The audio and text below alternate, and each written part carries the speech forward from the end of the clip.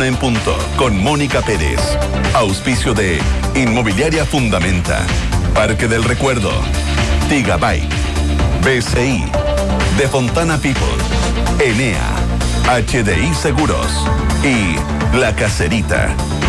Duna, sonidos de tu mundo.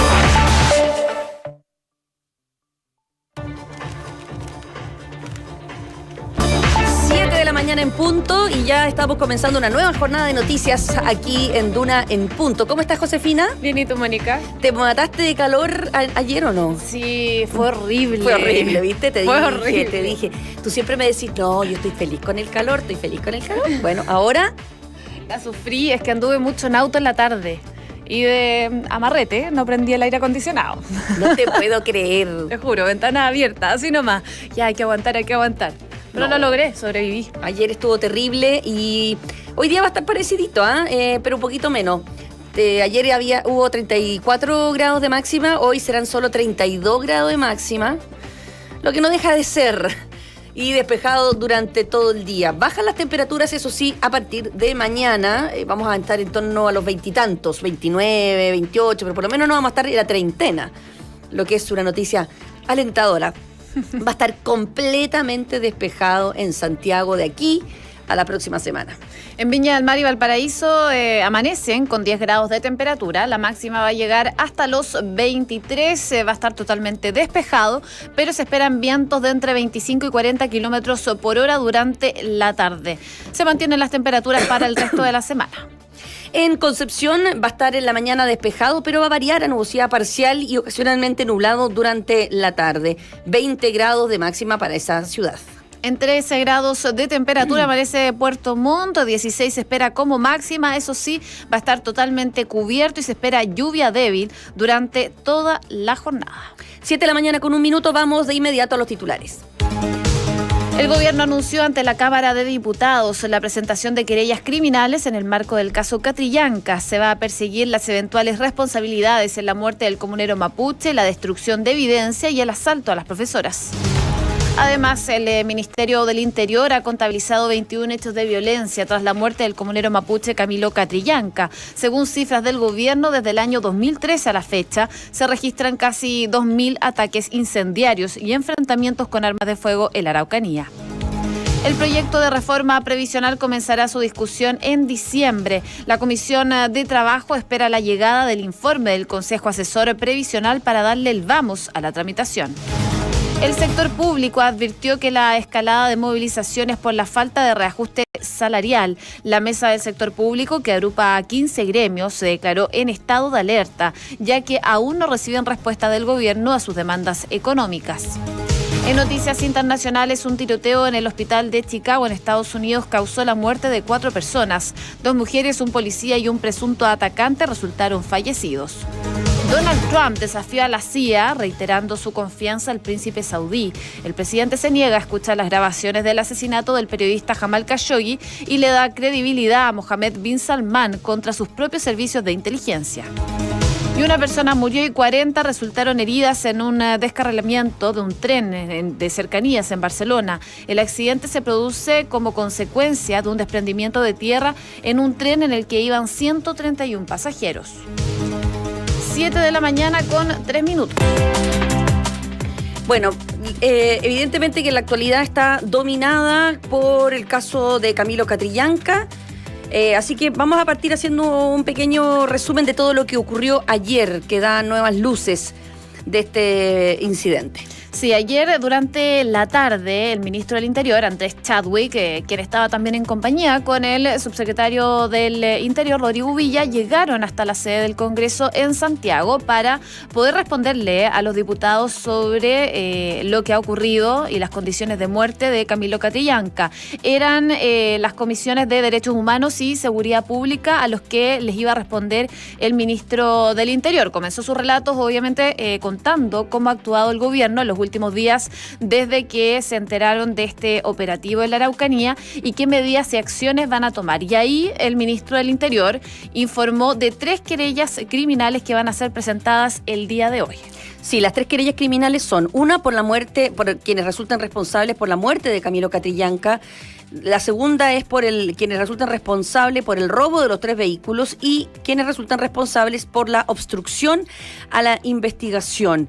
En el testimonio, esta era una sesión especial conjunta de 2 comisiones de la Cámara de Diputados, donde los diputados de Chile Vamos recibieron con un aplauso cerrado al jefe de gabinete porque la oposición ya está anunciando una interpelación en su contra, incluso no han descartado la acusación constitucional, así que esto se ve como una defensa en el fondo del ministro del Interior.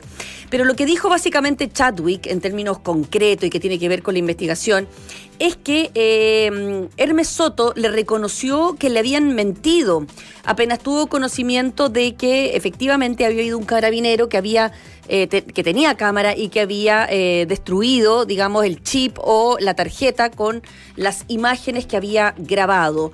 Esto lo supo el ministro del Interior el día sábado, cuenta él, cuando lo llama Hermes Soto y le dice que tiene que reunirse con él para contarle que finalmente le habían mentido. Hermes Soto fue informado por el jefe de zona de la Araucanía, quien tomó como conocimiento de que el sargento segundo Raúl Ávila Morales había faltado a la verdad en el sentido de que sí portaba una cámara al momento del procedimiento y cuya tarjeta de memoria había sido destruida con posterioridad a los hechos. El ministro del Interior también dijo que no iba a renunciar, salvo que el presidente se lo pidiera. Justificó el jefe de gabinete todas estas medidas que han hecho para reforzar la zona con grupos tácticos, con esta serie de datos que tú mencionaste, Josefina, y que tiene que ver con la cantidad de hechos de violencia. Del 2011 hasta ahora, 2.875 actos de violencia. Dijo que estamos ante una zona de conflicto distinta a cualquier parte del país. Y también fue muy enfático y como le salió como del corazón el hecho de que estaba indignado por el hecho de que hubiesen destruido la tarjeta de la cámara, porque dijo, ¿cómo no me va a doler? ¿Cómo no me va a irritar? ¿Cómo no me va a generar impotencia? ¿Cómo no me va a enojar que esa cámara que estaba comprada para eso, para este tipo de operativos y todos los operativos de Carabineros haya sido mal utilizada y se haya roto su tarjeta de memoria? Si la compramos nosotros desde el Ministerio del Interior y le señalamos al señor director que era el primer interesado en tener cámaras. Diputado dijo, me irrita, y por eso salí inmediatamente ante la opinión pública.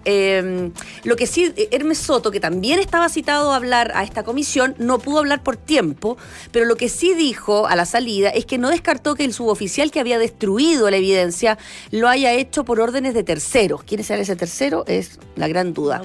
Eso sí, que Soto quedó citado para el miércoles a la Comisión de Seguridad de la Cámara Baja para ahora sí entregar su versión sobre los hechos que nuevamente complican a la institución. Esto es Duna en Punto, con Mónica Pérez. Hay información sobre los recursos ahora civiles en los que están los familiares de las personas fallecidas en el Casa 22, en el accidente Juan Fernández. Están pidiendo compensaciones económicas por la pérdida de sus seres queridos. Sí, el tercer juzgado civil de Valparaíso finalmente rechazó estas 15 demandas de indemnización presentadas por la familia de una parte de las 21 víctimas que, recordemos, fallecieron en el accidente aéreo del Casa 212, esta aeronave que se precipitó al mar cuando intentaba aterrizar ya el 2 de septiembre del año 2011 en el archipiélago de Juan Fernández. La indemnización total que se estaba pidiendo en contra del fisco era muy, pero muy alta. Sí, son 32.000 millones de pesos. Sí, 32.000 millones de pesos. Pero, claro, uno a lo mejor ya se lo olvida porque ha pasado mucho tiempo, pero este tipo de casos vuelve a resurgir lo que pasó. Fueron un total de 21 personas las que murieron en este viaje a Juan Fernández, que fue realizado para ayudar en las labores de reconstrucción del 27 de febrero. Claro que sí. La decisión esta fue de la jueza suplente Andrea Santander Guerra, quien determinó que era un caso fortuito por fuerza mayor y que no podía evitarse este accidente aéreo, por tanto no consideraba que la FACH era responsable de nada en este sentido. Esto va en contradicción con una decisión que tomó la tercera sala de la Corte de Apelaciones de Santiago en septiembre, que acogió de manera parcial una demanda indemnizatoria presentada por la familia del fallecido ingeniero Joaquín Arnolds Reyes. Ahí se le ordenó a pagar al Estado 750 millones de pesos a la cónyuge de los 4 hijos de Arnolds, que era el gerente general de la Fundación Desafío Levantemos Chile.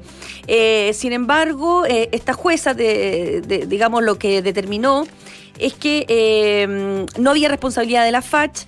La querella que presentaban los familiares decía que el Casa 212 voló con sobrepeso, tenía el doble de pasajeros, se le ordenó retirar los estanques de combustible subalares que le permitían retornar o aterrizar en otro lugar, se le asignaron pilotos sin experiencia suficiente para una ruta tan compleja como esa, y la familia, representada por el papá de Felipe Camiroaga, Jorge Camiroaga, dijo que sentían un profundo dolor por las 21 familias de este accidente y que era evitable.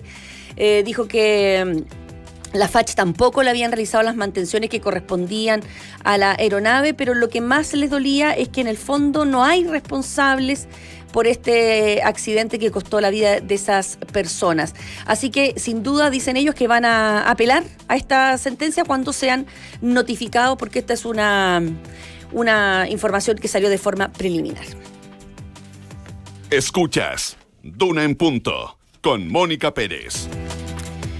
Bueno, y a raíz de todo lo que todas las noticias generadas por el asesinato de Camilo Catrillanca, hemos dejado de lado un tema que es súper importante y que ocurrió durante el fin de semana, y es que haber finalmente hallado el Ara San Juan, este submarino argentino que se hundió con todo su personal dentro y que ha tardado prácticamente un año en ser encontrado. Sí, al parecer este submarino argentino y sus 44 tripulantes van a tener que descansar en el fondo del mar, porque al menos eso es lo que se ha visto desde el gobierno argentino, la decisión que han tomado de rechazar cualquier posibilidad de rescatar. El ministro de Defensa, Oscar Aguad, puso un freno a estas expectativas de las familiares que pedían que se sacara del fondo del mar los restos de este submarino. Ahora están concentradas en el reclamo de que el buque accidentado hace un año en el Atlántico Sur sea reflotado cuanto antes, pero dicen que desde el Ejecutivo no es una decisión del gobierno, es que no se puede, han dicho reiteradas veces desde el gobierno y sobre todo el ministro de Defensa argentino. Bueno, pequeños matices en relación a eso, porque el propio ministro Oscar Aguad insistió ayer en que, como tú dices, era una operación según los expertos, tecnológicamente imposible. Pero hay un caso. Sí. Lo que pasa es que hay una diferencia. ¿Se acuerdan del submarino Kursk que se hundió en el mar de Barents el 12 de agosto del 2000 y que se logró sacar en una misión que duró 3 meses? Se lo logró una empresa holandesa. Pero la gran diferencia es que este submarino estaba a 100 metros de profundidad y el Ara San Juan está a 907. O sea, son 9 veces más la profundidad en que está. Así que hay una serie de casos. La verdad es que la mayoría de los sumergibles hundidos permanecen en el lecho submarino. No han podido reflotar la mayor cantidad de submarinos que, por ejemplo, todos los que fueron hundidos durante la Segunda Guerra Mundial. Incluso Argentina tiene otro que es el Ara Santa Fe, que también quedó hundido. La justicia al final va a tener que decidir, ¿no?, si se hace o no se hace. La jueza, eso sí, a cargo de la investigación del naufragio del submarino, el Ara San Juan, Marta Yáñez, consideró ayer que no conviene reflotarlo porque podría perjudicar o romper su estructura y provocar la pérdida de eventuales pruebas que arrojen claridad sobre la tragedia. Dice, a la causa judicial no le conviene el reflotamiento, afirmó esta jueza en declaraciones a Radio Mitre. Y hay otras declaraciones que dio el propio ministro de Defensa en América TV ayer, que dijo que además de ser tecnológicamente imposible para él hacerlo sin dañar, digamos, el submarino, dice que habiendo un 30% de pobreza en Argentina, le parecería un disparate gastar $4.000 millones, que sería la suma estimada para reflotar este submarino que está a 900 metros de profundidad, que está en muy malas condiciones, dice él, porque sufrió una implosión y además se golpeó contra el fondo. Dice que en cuanto lo intenten agarrar, él cree que se va a romper en pedazos, haciendo aún más grave la situación de de la gente que quedó al interior de este submarino. Alto el monto de la cifra de rescate, 4.000 millones de dólares, como tú decías, y según lo que destacaba también el ministro de Defensa, aunque la cifra no tiene fundamento oficial, el ministro le pareció al menos creíble, así que dice, según sus palabras, si cuesta 4.000 millones de dólares sería un disparate invertir esos recursos en una opinión personal, en un país con 30% de pobreza, y lo hemos visto en el último tiempo, la situación que vive Argentina. Las cifras que marcan el pulso de la economía están en Duna en Punto. En Banchile Inversiones saben que la información mueve los mercados y por eso sus clientes tienen acceso a ella a través de los informes preparados especialmente por el Departamento de Estudios de Banchile Inversiones. Banchile Inversiones, solidez y respaldo. Revisamos bolsas e indicadores. El IPSA cerró a la baja en un 0,51% y el Dow Jones hizo lo mismo en un 1,56%. Cerró a la baja. En otros indicadores destacamos el dólar observado, que está en 670 pesos. El euro cerró a la baja también, 767. El cobre se ubicó en $2,83 la libra, tuvo una pequeña alza, y la UF se ubica el día de hoy en 27.496 pesos. 7 de la mañana con 15 minutos, vamos a hacer nuestra primera pausa. Al regreso estamos con nuestros infiltrados, hoy con dos temas muy interesantes. Uno que tiene que ver con la economía, porque ayer salió el informe de cuentas nacionales del Banco Central, así que José Tomás Santamaría va a estar contándonos qué trae de bueno y qué trae de malo ese informe para el desempeño económico de nuestro país. Y Sebastián Minay va a estar hablando del caso Catrillanca, pero desde el punto de vista de la oposición. ¿Qué empieza a hacer la oposición con este caso para atacar al gobierno? Ahí lo sabremos en un ratito más. Antes les quiero contar, eso sí, que los que saben están en Enea. Por eso Francisco González, gerente general de EMPAC, está feliz de trabajar en un lugar con una gran urbanización y ciclovías para él y su equipo. Conoce más en enea.cl. Enea, negocios mejor conectados. Si ya tienes un panorama para cada día de la semana, debes tener las sandalias perfectas para que te acompañen. Encuentra las tendencias Party Color, Natural, Tachas y Sport en Falabella y falabella.com. Y la distribuidora La Caserita están las mejores alternativas de canastas navideñas. Ingresa en www.caserita.cl y cotiza. Recuerda que se entrega a través de todo Chile. Y este 2019 convierte tu casa en un Smart House con el asistente de voz Mojo de Solo, con Google Assistant incorporado, que está solo a $29.990 con CMR. Lo mejor de todo está ahora y lo mejor de todo es que está ahora en español, fíjate. Encuéntrala en Falabella y falabella.com. Vamos a la pausa y ya regresamos.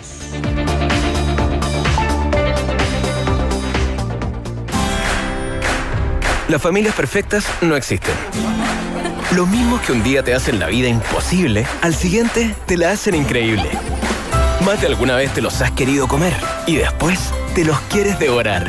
Hay veces que te gustaría que no te hablaran más y después que no te dejaran de hablar.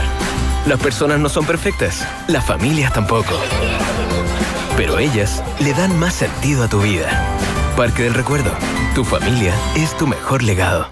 La recomendación del chef es un filete de res autóctono que, con toques de finas hierbas, autorizan el placer de cualquier paladar. Si tienes hambre de un auto, date un gusto y cómpratelo con tus tarjetas de crédito BCI en 24 cuotas sin interés por un monto de hasta 10 millones de pesos o en 25 a 48 cuotas con tasa preferencial de 0,65%. Infórmate en bci.cl. BCI, seamos diferentes. CAE de 0,76% calculado bajo un monto de compras de 5 millones de pesos en 24 cuotas. Costo total de crédito, 5.039.600 pesos. Infórmese sobre la garantía estatal de sus depósitos en su banco o en www.sbif.cl. Elegimos Enea por su gran ubicación estratégica.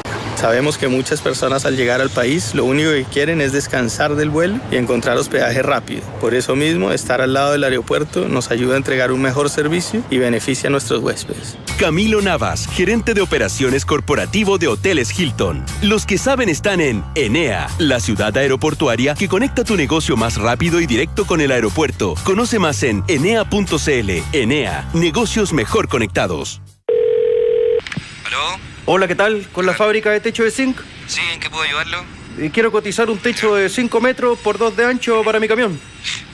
Perdón, ¿cómo para su camión? Sí, es que pasé debajo de un puente y no calculé bien la altura y se me rompió el techo. ¿Aló? ¿Aló? Si te pasa, que te pilles seguro. Con HDI Seguros tienes un amplio respaldo internacional. Encuentra el seguro que necesitas en hdi.cl. Ya, Fernando, tenemos la oficina, pero ahora tenemos que ver cómo renovamos los computadores, la impresora, Office. Chao. ¿Cómo chao? ¿Y el plan nuevo de internet, el router, la central telefónica? No, y más encima el técnico me dijo que venía el jueves y obvio que no llegó. Compadre. Chao. Sí, chao. Entra a gtdmanquehue.com, conoce hoy oficina equipada y dile chao a tus problemas de conectividad, equipamiento y soporte. GTD Manquehue, superioridad total en Internet. Estás en Duna en Punto con Mónica Pérez.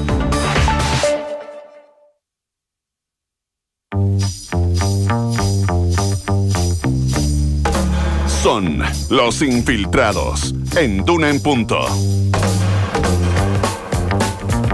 7 de la mañana, 19 minutos, y ya estoy con mis queridos infiltrados aquí en la mesa de trabajo, listos y preparados. Toda la mesa está tapada de papeles. ¿Qué desorden es este, Dios mío? Un desastre. Lleno de informado. diario. A ver, chiquillos, ¿cómo estamos hoy día? José Tomás Santamaría, subdirector del Pulso. ¿Cuál es tu titular? Vamos a hablar de las buenas y las malas noticias que nos dio ayer el Banco Central. El Banco Central. Esperemos que sean más buenas que malas, oye. Eso sí. Sebastián Minay, periodista de la Tercera PM. Sandrita, Mónica, perdón. Me dijiste Sandra. Un lapsus. Pero Sandra no viene hoy día. Partimos pésimo. Debo haberle echado mucho de menos. A ver, ¿qué pasa, Sebastián Minay? Yo creo que el sobregiro laboral. Querida Mónica Bartonó, querida Mónica, querido José Tomás, hoy día vengo a conversar. José Luis a José Tomás. Claro, así la hacemos entera. Les vengo a conversar sobre las dudas y las opciones del plan de ataque de la oposición contra el gobierno en la pata política del caso Catrillanca. Entramos su sexto día después de la muerte del comunero mapuche y esto no para. ¿Y tú crees que ayer la performance del ministro del Interior no hizo así como el comentario general? Sí, no, estuvo buena. El comentario generalizado de adherente y detractor era que el ministro es un artista y hay que pensarlo dos veces si conviene acusarlo. Pero aun cuando las dudas son transversales, esto no anula la discusión acerca de la responsabilidad política. Bueno, vamos a estar hablando de eso en un instante. José Tomás, comencemos contigo, si Partimos te parece, en el tema económico. Excelente. Bueno, fueron señales mixtas las que, o de dulce y de gras, podríamos decir, las noticias que dio a conocer ayer el Banco Central en las cuentas nacionales del tercer trimestre, que son como los números definitivos que entrega el Banco Central respecto del tercer trimestre. Básicamente, el número más importante dice que la economía chilena creció un 2,8% el tercer trimestre. Nosotros sabíamos por los IMASEC que la economía chilena había crecido un 2,9%. Bueno, acá lo corrige y dice la economía creció 2,8%, una décima más peor de lo que habíamos estimado con los IMASEC, digamos. 2,8%, el peor trimestre del año. Básicamente explicado por una desaceleración en el consumo de los hogares, que creció un 3,8% versus un 4,4% en el segundo trimestre, por menores exportaciones, que creció un 1,7% versus un 7,5% que había crecido antes. Eso básicamente por los escenarios externos. Una pregunta. Y también lo otro que habíamos comentado la otra vez, ¿te acuerdas? También muy afectado por los 3 días hábiles menos también que hubo en el trimestre, que es un dato que al negro también le llama mucho la atención. Oye, el próximo año el calendario del 2019 trae casi una semana de corrido feriado de fiestas patrias. Afírmate, Juan. Afírmate, Juan. El país se ve la ruina. Nos vamos a la ruina. Oye, una pregunta. ¿Cómo se hace su cifra el Banco Central? ¿El Banco Central saca sus propias cifras? ¿Tiene sus propias encuestas? Claro. O sea, encuesta, ¿no? Y trabaja en base a los datos de la economía. A lo que van entregando los datos oficiales. Y son sumamente serios y creíbles. O sea, lo que pasa es que el otro día entrevistamos acá a David Bravo, que ustedes saben que se encarga de la encuesta de la Universidad Católica y que antes hacía la encuesta de la Universidad de Chile, el de microdatos, la parte de empleo. Y él decía que todas las encuestas estaban mal hechas. Entonces me puso como en duda. Sí, pero yo creo que a lo que más se refiere tiene que ver a la de empleo. A la de empleo, a las que realiza el INE. Y por eso es que también el INE también está en todo un proceso de cambiar las metodologías con los que... Ya, pero el Banco Central no se basa en el INE. No. O sea, bueno, se basa en el INE para trabajar en el IPC, pues, claro. pero el IBACEC y las cuentas nacionales son realizados por el Banco Central, que es una institución quizás la más creíble que tenemos en nuestro país económicamente. Ya. Ahora, las buenas noticias. ¿Por dónde vienen las buenas noticias? Las buenas noticias vienen en los datos de inversión. La inversión en el país creció un 7,1%. Estamos hablando de la mayor cifra de inversión en 5 años. lo que acumula un 5,7% entre enero y septiembre. Impulsado básicamente, ¿por qué? Por maquinaria. Compra de maquinaria y de equipos son los que han hecho crecer. Esto es súper importante porque... esto indica que va a haber pega, po. Y es imposible que haya crecimiento sin inversión. O claro. sea, esto es como la siembra del crecimiento futuro. ¿Ya? Es súper importante que la inversión crezca y ese dato es súper relevante y de hecho ayer salieron los dos ministros, el de Economía y de Hacienda, en conjunto, casi simultáneamente, a celebrar las cifras, claramente en una movida comunicacional que tiene que ver con la decisión del gobierno de salir a celebrar el repunte de las cifras. Esto, como decía algún economista en el diario, tiene que ver la inversión. No son las grandes empresas. El 80% de esta inversión son pequeñas empresas, son pequeños proyectos, digamos, que son los que mueven la economía, son los que generan más empleo, así que esos datos son buenos. La otra noticia buena es que pese al 2,8% de crecimiento en el tercer trimestre, en el acumulado del año vamos en 4,2%. Y lo que queda del año se supone que es bueno. De hecho, octubre se está estimando espectacular. ¿En serio? Scotiabank lo estimó con un crecimiento entre 4,5 y 5% para octubre. Entonces se supone que la última patita del año viene mejor y eso va a significar que de todas maneras la economía chilena va a crecer sobre 4%, que son las estimaciones que hoy día tiene el Banco Central, el gobierno, pero que no eran las estimaciones que tenían todos los analistas hace un año atrás. Hace un año atrás nadie proyectaba que la economía iba a crecer tanto el 2018. Más que el mundo, que crece 3,5%, mucho más que América Latina, que crece en torno a un 1%. José Tomás, una duda. ¿Estos números o las proyecciones que tienen estos números son suficientes para garantizar tranquilidad al tema de los tiempos mejores o no? Me hace una pregunta. Deja un interrogante. Nos deja en interrogante, sí. No sabría responderte esa pregunta porque sin duda que la inversión es un dato importante, pero va a depender de un montón de otros factores que están ocurriendo. Por de pronto, de la economía mundial. La guerra comercial. De la guerra comercial. Ahora sabemos sí nuevos antecedentes, por ejemplo, de la FED. El presidente de la FED ha salido a decir que hay que ir deteniendo la política monetaria restrictiva, ¿ya? Y por lo tanto eso ha generado que el dólar ha ido cayendo. También ha caído el precio de los combustibles, van a caer por 8 semanas. Bueno, ese es un factor eso va a generar siempre. una inflación menor. Eso va a generar una inflación menor. Entonces, esos datos sin duda son positivos para la economía chilena, pero lo que pase finalmente va a tener que ver con lo que pasa en la economía internacional. También va a depender de qué es lo que pasa en el Congreso, si es que el gobierno logra sacar adelante la reforma tributaria, la reforma de pensiones. Todas esas cosas van a ser importantes. Y todas son interrogantes que seguramente va a tener el Banco Central en el IPOM, que tiene que dar el 5 de diciembre, en donde va a tener que reestimar sus proyecciones para este año, pero también para el próximo. Este año ya lo tenemos más o menos jugado. Son las proyecciones respecto de qué es lo que va a pasar el próximo, de qué es lo que debiera pasar con la tasa de interés, que ellos han dicho que va a ir subiendo, pero de una manera muy paulatina. ¿Qué es lo que debiera pasar con todos estos factores de los que estamos hablando? ¿Y qué sería lo malo entonces? No, lo malo es que el trimestre fue malo. Lo que pasa es que ya lo teníamos internalizado, ya conocíamos ese dato. Pero efectivamente, si uno suma las cosas, y hablando con varios economistas ayer, las noticias de ayer fueron más positivas que negativas. Da un respiro. Hoy día despertamos más optimistas. Hoy día el té es más dulce para el ministro. El té es más dulce. Fueron noticias más positivas. Y la yo creo que Pampita. Es Pampita. Pero básicamente... Pero no por escasez económica, sino que porque para adelgazar nomás. Como verán. Pero básicamente porque la cifra quizás de 2,8% de crecimiento también ya la teníamos internalizada, ¿cierto? Ya habíamos hablado. ¿Tú no te acordáis del crecimiento de este mismo mes del gobierno anterior, o no? No lo recuerdo. Pucha, yo lo tenía en la cabeza. El otro día hicimos una gráfica porque estábamos empatados en septiembre. En septiembre del año pasado con el gobierno anterior era el mismo crecimiento. Ya.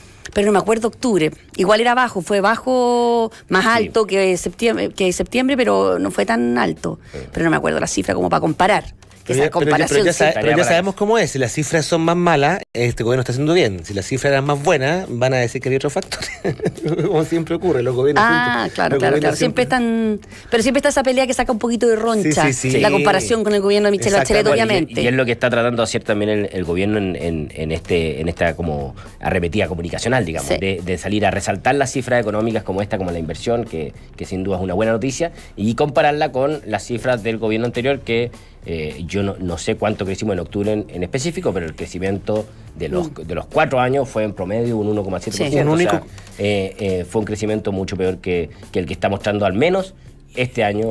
Ahora falta que se refleje eso en el empleo y en las remuneraciones, que es lo que la gente pide en la calle, pues, y es lo que sale en las encuestas. Pero David Bravo decía, vuelvo a citar a David Bravo, que me quedo bien impresionada con lo que dijo. ¿Se acuerdan que salió el Pepo de Gregorio a decir que llamaba la atención que una economía que crecía al 4, el Pepo que era un 0,2? Sí. Bueno, dijo David Bravo que estaba creciendo al 2, como correspondía. Lo que pasa es que estaban mal medidos los números.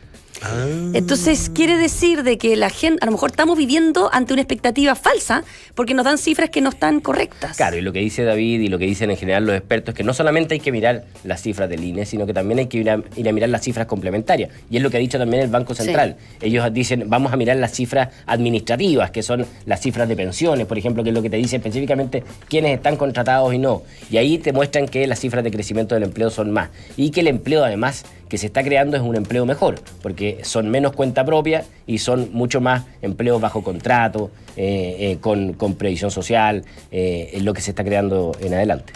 Muy bien, José Tomás, gracias por tu análisis de lo que trajo ayer el Banco Central. 7 de la mañana con 29 minutos, Sebastián Minay, ¿qué va a hacer la oposición entonces con este caso? La oposición se enfrenta con la crisis de la Araucanía. Bueno, hemos analizado ya varias veces las proyecciones dificultosas que tiene el gobierno en el tema político, la dependencia que tiene la investigación policial, que como ya hemos hablado, ha experimentado bastantes sorpresas, y ahora nos toca dar vuelta al tablero y verle el otro lado de la mesa.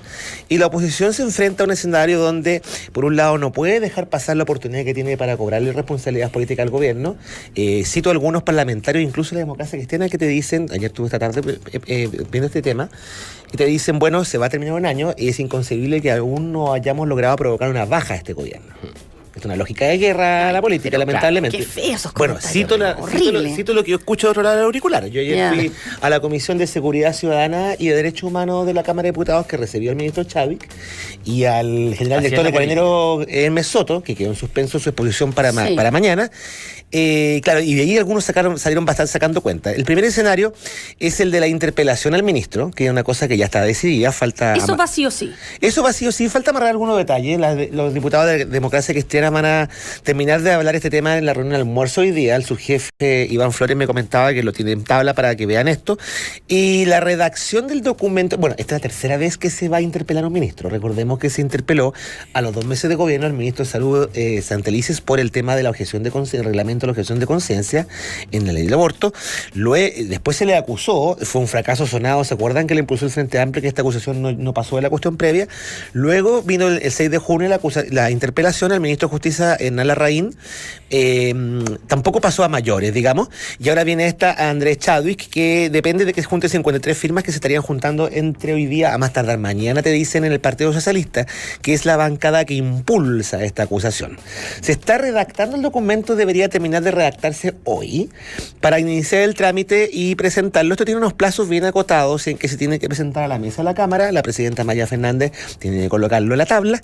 De ahí corren 48 horas para que el ministro se notifique, y una vez notificado, entre 10 y 15 días para que se realice. Eso nos deja el calendario, dado que la primera semana de diciembre es regional. Esto es difícil que ocurra antes de la semana del 11-13 de diciembre. Le recuerdo que eso le da plazo al ministro para esperar los resultados de las pesquisas policiales definitivas, en el caso que no haya desaparecido ninguna huella ahora, ninguna cámara, para tener verdad a la mano y explicar. Ahí va, más o menos todos concurren. La única duda es el Partido Radical, que es la bancada que no asistió a la reunión del jueves pasado donde decidió esta cosa. Hay dudas razonables de algunos diputados de oposición de que concurran todos los diputados radicales. Se apunta con el dedo a algunos como Fernando Mesa y José Pérez, que se les percibe como más permeable a los encantos de Palacio, digamos. Pero esto va a ir sí o sí. Ahí la oposición apuesta a transformar esto en un hito histórico. ¿Por qué le digo esto? Porque la persona que va a interpelar al ministro Chávez es doña, y recordemos este nombre que lo vamos a escuchar harto en días venideros, doña Emilia Iris Nullado Ancachipún. La diputada socialista mapuche, que está en su primer periodo, 50 años, 4 veces concejala de San Pablo, la 10ª región de los Lagos, integra la comisión investigadora Caso Huracán. Ayer fue una furibunda crítica atacante del ministro Chadwick, y en la oposición apuesta a transformar este un hito histórico donde tengan por primera vez un parlamentario mapuche mujer interpelando al ministro, aprovechando esta ventaja que hablamos la otra vez, que el gobierno no tiene, insisto, portavoces fuera de la esfera del poder con diputados o gente del mundo mapuche. Y bueno, la redacción participa el exministro de la CEPES, Gabriel de la Fuente, se está viendo con abogados.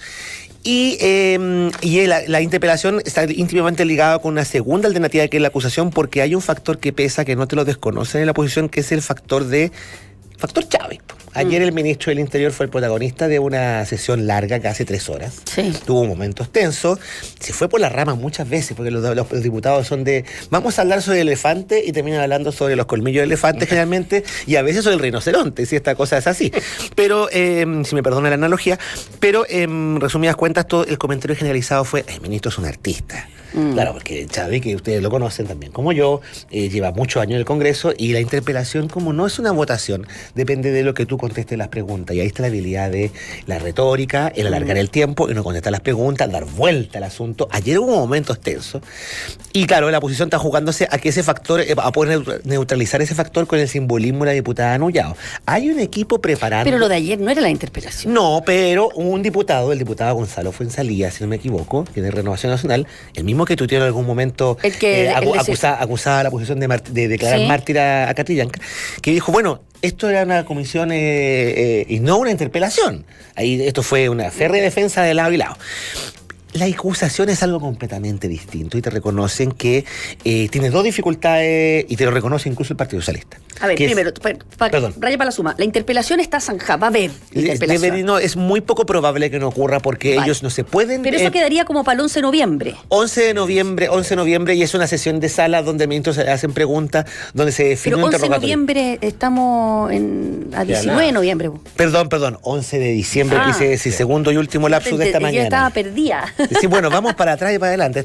O sea, el 11 de diciembre, porque estábamos diciendo... 20, sí, me perdona usted, querida Mónica, pero ese es el margen para la interpelación, que la acusación, que es este procedimiento que ya vimos en el caso de la Suprema, más serio, donde se vota, es un juicio político, tiene 2 problemas, te dicen acá.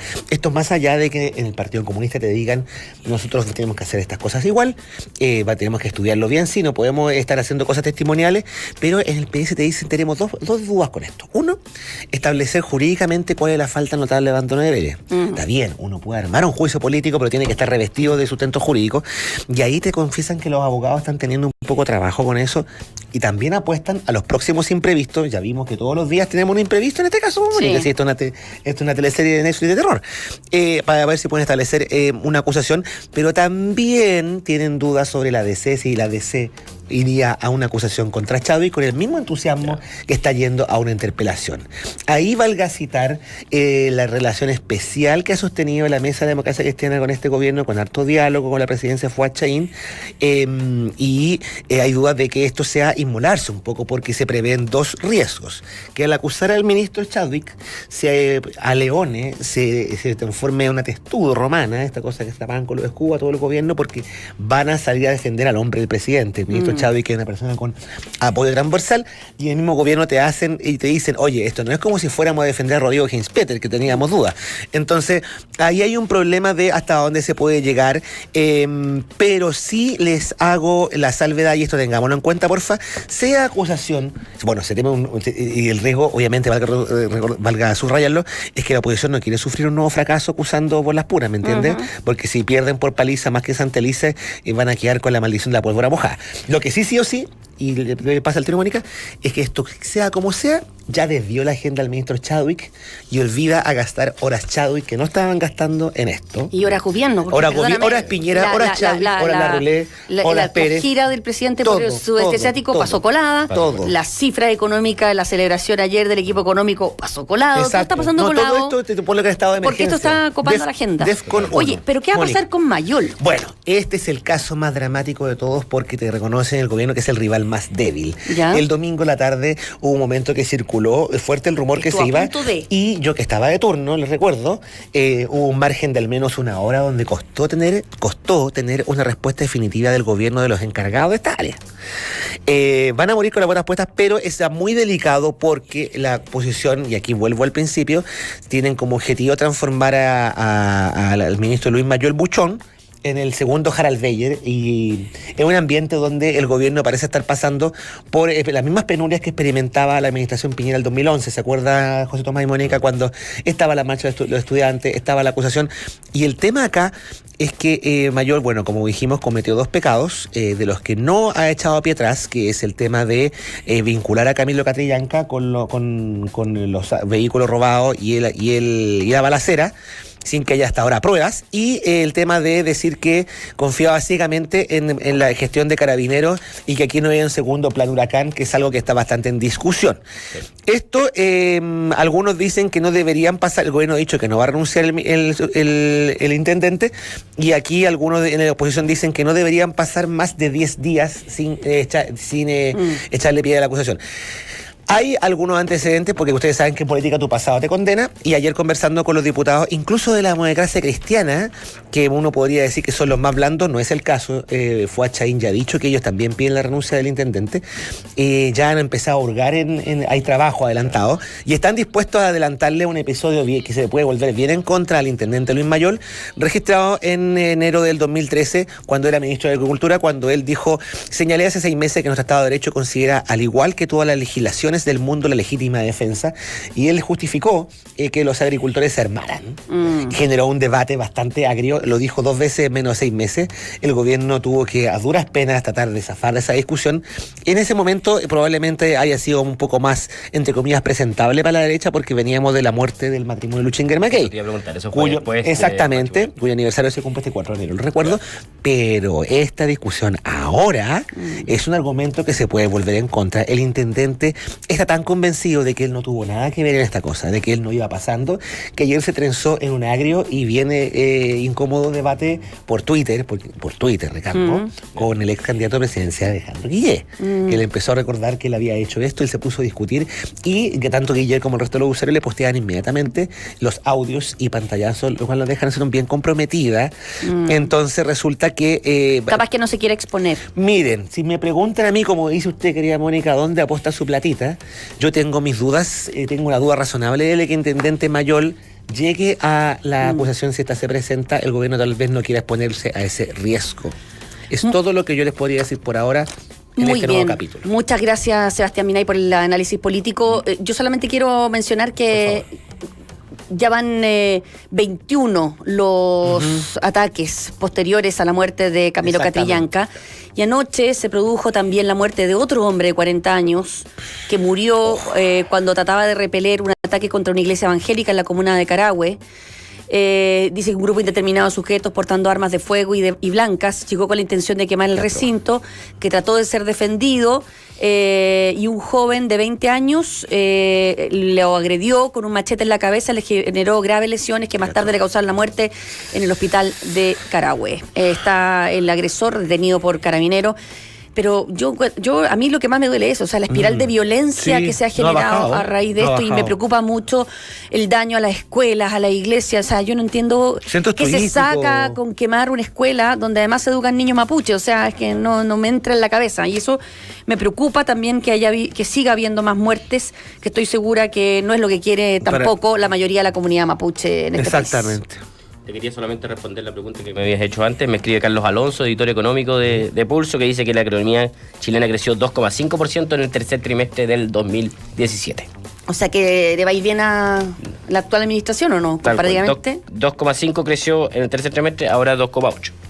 Ah, ya. Bueno, poquito más. ¿Eso es margen de error?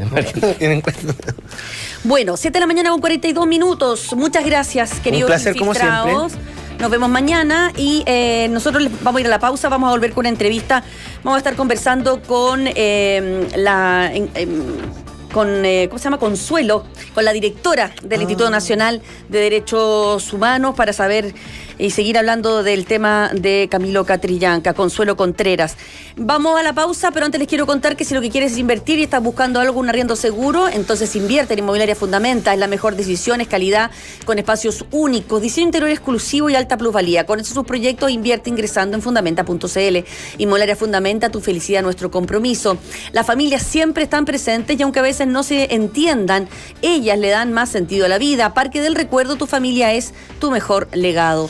Y con la tecnología de Google puedes agilizar la transformación digital de tu empresa a través de soluciones tecnológicas más flexibles e intuitivas, y Gigabytes lo hace posible en Chile. Ya lo sabes, transforma tu negocio con Google y Gigabytes. Más información en subelanube.cl. Y BCI cambió para que todo sea mucho más fácil. Paga con tus tarjetas de crédito BCI, matrículas o aranceles en 10 o 12 cuotas sin interés. Universidades, colegios, institutos y mucho más. BCI, seamos diferentes. ¿Tienes problemas con el software de tus remuneraciones? Utiliza Defontana People. Soluciona de una vez el proceso y cálculo de los sueldos de tu empresa y entrega información rápida y oportuna a tus trabajadores. Es el mensaje de Defontana. Vamos a la pausa, regresamos.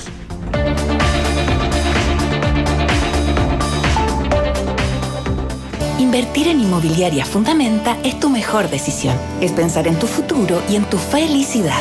Es invertir en calidad, en espacios únicos y con un diseño interior moderno e innovador.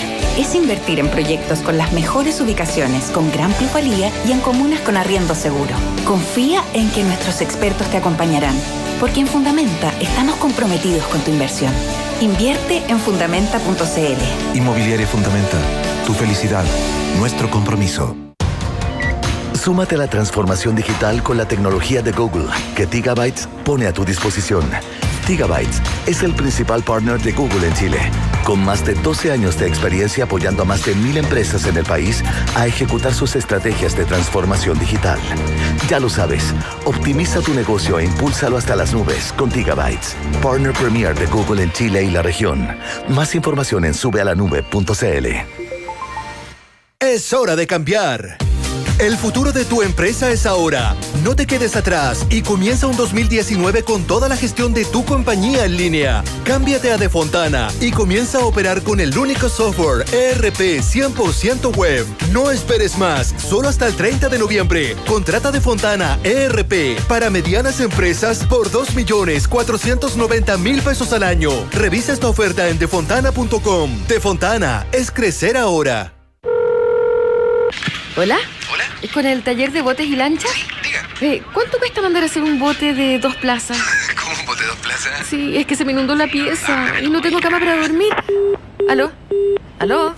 Si te pasa, que te pilles seguro. Con HDI Seguros tienes un amplio respaldo internacional. Encuentra el seguro que necesitas en hdi.cl.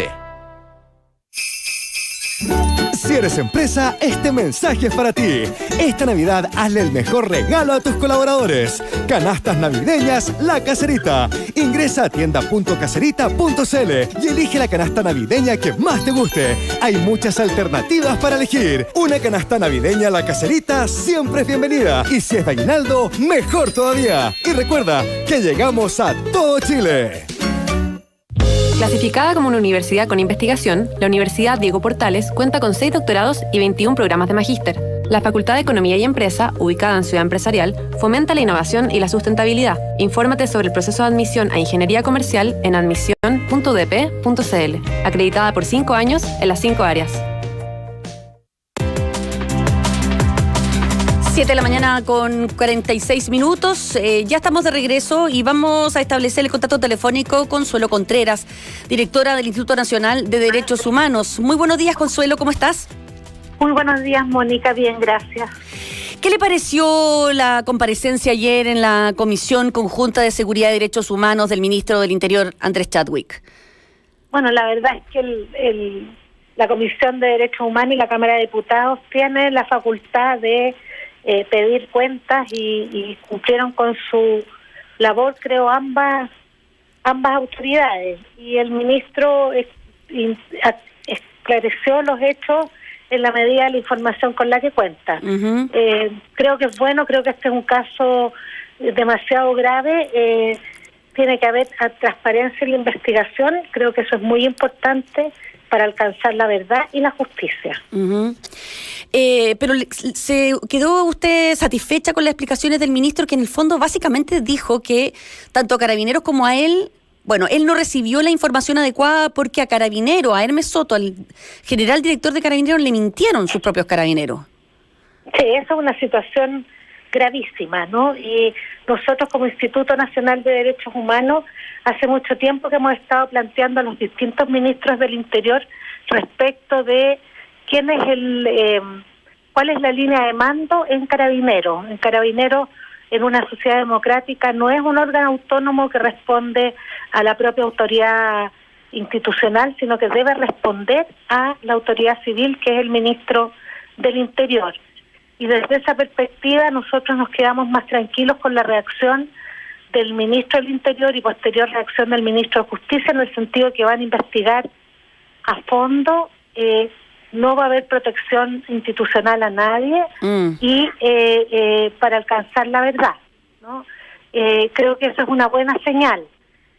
Sin embargo, nosotros estamos atentos a ese proceso, hemos estado siguiendo el caso desde el inicio, acompañando a la familia Catrillanca desde que nos informan de la muerte de Camilo Catrillanca. Nosotros nos fuimos al Cefam Bercy y ya hemos acompañado todo el proceso, tanto de la familia Catrillanca como de la adolescente. Y en el caso de la adolescente presentamos una querella por tortura que nos va a permitir seguir el proceso, pero además el día de ayer, en la tarde, en reunión de consejo del instituto, que es el órgano de dirección máximo, se tomó la decisión de presentar una querella por homicidio en el caso de Camilo Catrillanca, una querella por homicidio frustrado en el caso del adolescente y otra querella por obstrucción a la justicia por la destrucción de las cintas.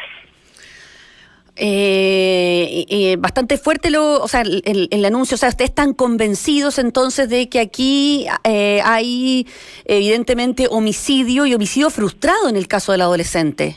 Exacto, porque podría haber muerto el adolescente. Sí, ¿no? Claro que sí. Sin lugar a dudas. Y todas las pericias que se han realizado indican que todas las balas están por detrás del tractor, ya, en un camino que está despejado. Y son balas, los casquillos que se encontraron son del tipo de los que utiliza Carabineros, los casquillos encontrados en la zona del tractor. De acuerdo a la versión, porque sale hoy día en la prensa, una versión de los cuatro GOPE que estuvieron en este operativo y que serían los responsables del asesinato de Camilo Catrillanca. Ellos dicen ahí que ellos disparan, porque la única manera de justificar estos disparos es que hayan sido agredidos, o sea, que estaban repeliendo fuego. ¿Hay alguna prueba de eso, de que Camilo Catrillanca haya estado armado, que este adolescente haya estado armado? ¿Ustedes entrevistaron al adolescente? ¿Dónde están esas armas? ¿Hay algún tipo de pista que indique algo en ese sentido? No hay ningún antecedente que ellos portaran armas. Y las balas son por detrás del tractor. La bala que mata a Camilo Catrillanca es en la cabeza, por la espalda, por atrás. Y el tractor no hay balas al frente del tractor. Por lo tanto, difícilmente es un enfrentamiento de espalda, ¿no?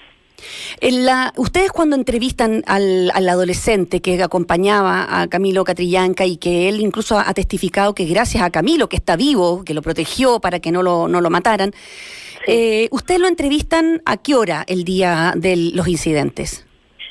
Fueron como 5 horas después de la muerte de Camilo Catrillanca, y nosotros la verdad es que concurrimos a la comisaría de Coyipulli, ya, porque habían diversas versiones respecto de que había un adolescente herido, ya, por redes sociales, y por lo tanto nos constituimos en la comisaría a constatar el estado del adolescente. Ya. Y en ese contexto él da un relato, no es una declaración. Nosotros no somos Ministerio Público, por supuesto, ni Defensoría, por lo tanto para nosotros no No es una declaración, es un relato que nos da. Ya. Y en ese relato es que él señala que iban por el camino, que se encontraron con un corte en el camino por un árbol, se desvían y se encuentran con carabineros. Ya. ¿No? Entonces se dan la vuelta porque empiezan a disparar balines de goma, se dan la vuelta con el tractor y empiezan a disparar balas. Y ahí es cuando Camilo le dice al adolescente, al chico que se agache. Uh-huh. Ahora, lo más impresionante de ese testimonio es que ustedes ese mismo día, 5 horas después de este enfrentamiento, bueno, si es que le podemos llamar enfrentamiento a esta altura del partido, dice, y lo de la cámara famosa, ¿no? Que ahí es donde... ¿Ustedes ese testimonio se lo dieron al gobierno en algún minuto o a quién se lo entregaron? No, al gobierno no, solamente... ese testimonio fue reproducido en la audiencia de control de detención del adolescente. Ya. Para nosotros era un relato, ¿no? Ya. Un testimonio, porque en realidad nosotros no éramos parte del juicio en ese minuto, ni tenemos la facultad para tomar declaraciones. Sí, por supuesto, pero era un dato fundamental, porque el gobierno hasta el día sábado defiende y dice que no habían cámara, en fin, y finalmente fue como la pieza clave saber de que el niño había visto como un carabinero usaba cámara y que incluso había sacado, él dice cinta, pero todos sabemos que las cámaras GoPro no funcionan con cinta, ya sea el chip o lo que sea que sacaron con las imágenes. Exacto, sí, nosotros la verdad es que dimos a conocer estos antecedentes para aportar a la línea investigativa, ya, ¿no? Y demostrar que el adolescente no estaba involucrado en la situación y que había un relato contradictorio con el relato oficial en las primeras horas. Uh-huh. Porque para nosotros es importante conseguir la verdad. En materia de derechos humanos, verdad y justicia son dos pilares esenciales. Uh-huh. Ahora, la verdad es que yo llevo 30 años trabajando, antes de asumir como directora del instituto, trabajaba en materia de defensa de derechos de la niñez.